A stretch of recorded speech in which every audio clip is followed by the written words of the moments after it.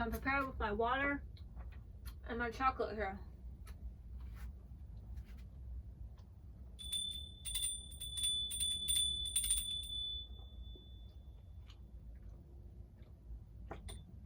Devoting and dedicating whatever comes out of my mouth right now to all the children, thinking 7 generations ahead and considering what has come before.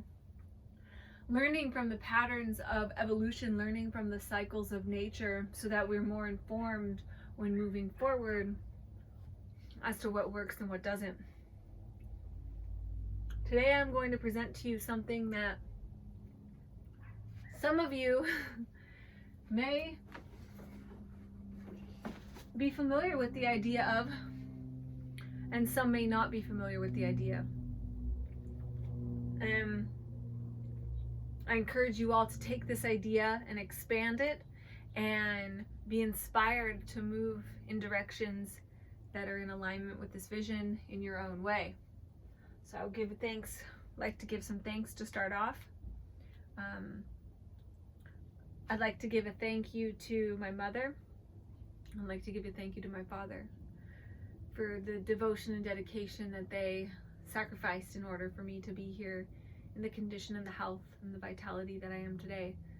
I'd like to thank my friends, those who have lent a hand to me anytime I was down, those who were willing to step aside from their selfish endeavors in order to lend a hand to someone in need. Thank you to all of those beings whom I know who would lend a hand to someone in need if they had the opportunity. Thank you for your kindnesses, and thank you for this place of openness that you listen to this with. Thank you for your inspiration and for your creative spark and for what you might do with this information. I really honor the word, and so this is a transmission. I honor the power of the word to create, and I bless this with the highest love possible. So my name is Shannon. I am a human being, and I am here on a healing journey, interested in seeing complete and total, utter systemic transformation and change, and envisioning collectively a world in which we all thrive together. And that's going to take a village to work together in order to bring that about. And I also am a coach and a healer therapist. I work with those who are interested in evolving their relationships, including healing past wounds, family wounds, ancestral wounds, and also envisioning a future that is full and bright and rich with intimate connection. I also am an advocate for each human being's potential to self-realize, to commune with their own inner truth so much that we don't need any leaders outside ourselves, and we don't need any governance. So this is part of this talk today. We'll get into it, I guess, this is for a collective land trust. This is for a proposition of a collective land trust. And so go over here to this fancy whiteboard here. We're going to break this down into different segments here. A collective land trust means that it involves a collective. So what would this look like? What is a collective land trust? And why am I talking about that right after governance? So ultimately, when each person finds their own sense of connection with what some might call creator, some might call God, some people call it inner chi, inner life force energy.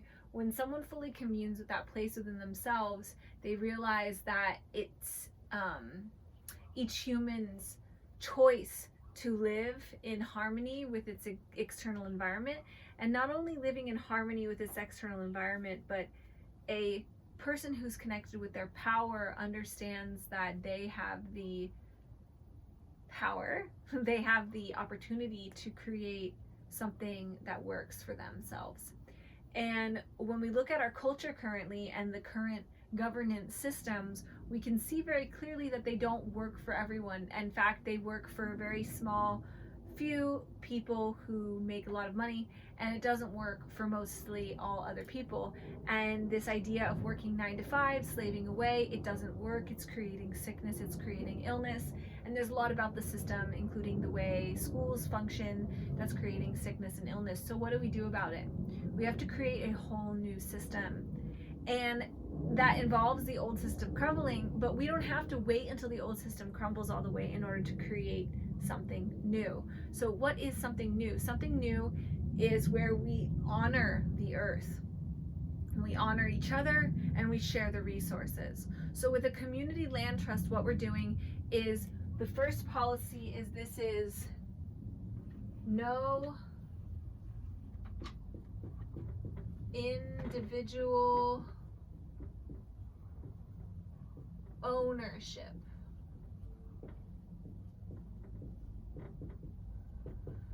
So for some, this might be confusing, this might be triggering. What I mean by no individual ownership is, we really need, where we're going is a space where we radically trust each other. To live in harmony, we have to radically trust each other, which means that we all as a collective are stewards of the land. We don't own the land. So that's what this collective land trust is for, is to create a collective that votes and oversees the decisions required and necessary for keeping stewardship, keeping the land as sacred stewardship. For example, a land I see for sale, 300 and something acres in North America. Ideally, the community land trust, someone like myself would see this land pop up. We would have the funds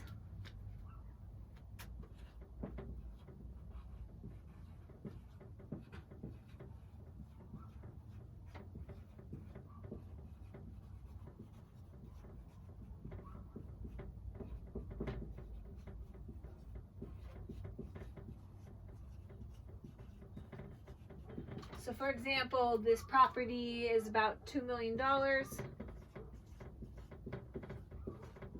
Ideally, we fund this community, we fund purchasing this community, we fund purchasing this land, and this land is now part of the community trust, which means that trust, that money, that land does not get decided upon unless it's consented by a group of council members.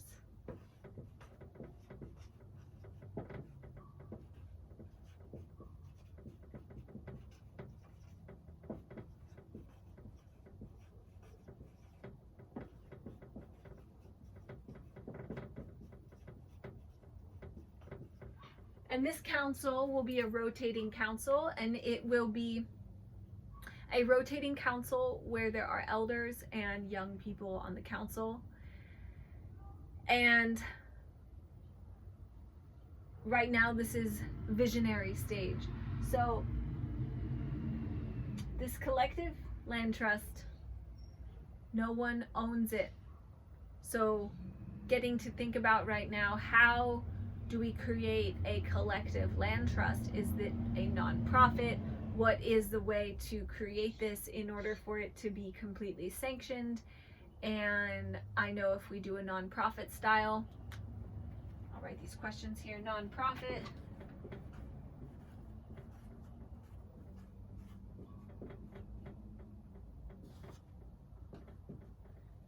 There's also a council required for a nonprofit, or a board, so to speak. So these could be the same members or different members. So this land trust will have active participants, like those who are working with the primary core team, all the way to people that are being inspired by this and doing their own humble thing in their life. And also for those who might have resources that they're wanting to transmute into this new structure here. And those people could be donors and funders that are also a part of this. And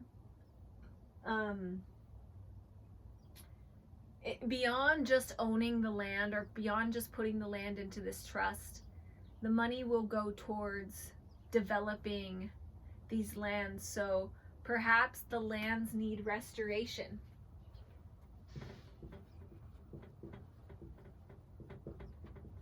Perhaps some need reforestation.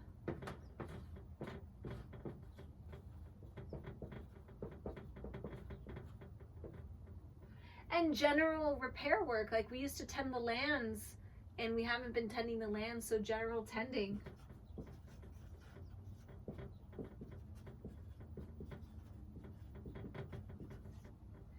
And making sure the waters in the area has good water.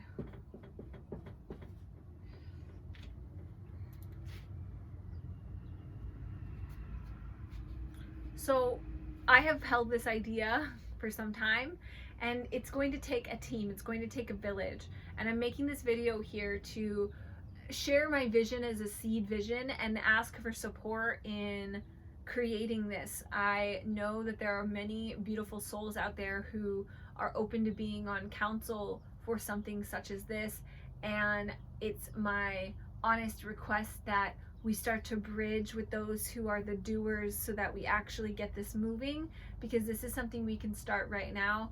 I have seen something similar be started in Costa Rica, and that's given me extra fire to move my butt. They have a legal structure called a colectivo, so they were able to find something within the legal structure in order to keep all their land non-owned. And so I'm not sure exactly in America what there is for regarding creating a structure, if there's some kind of collective agreement that's already able to be utilized that works, and I'm open to that. And please reach out to me if you're someone who is at all interested in collaborating with this. This is near and dear to my heart, and I love you. Many thanks and many blessings. May we continue to sow the seeds of our ideas and our intentions to bring inspiration to the world. Many thanks.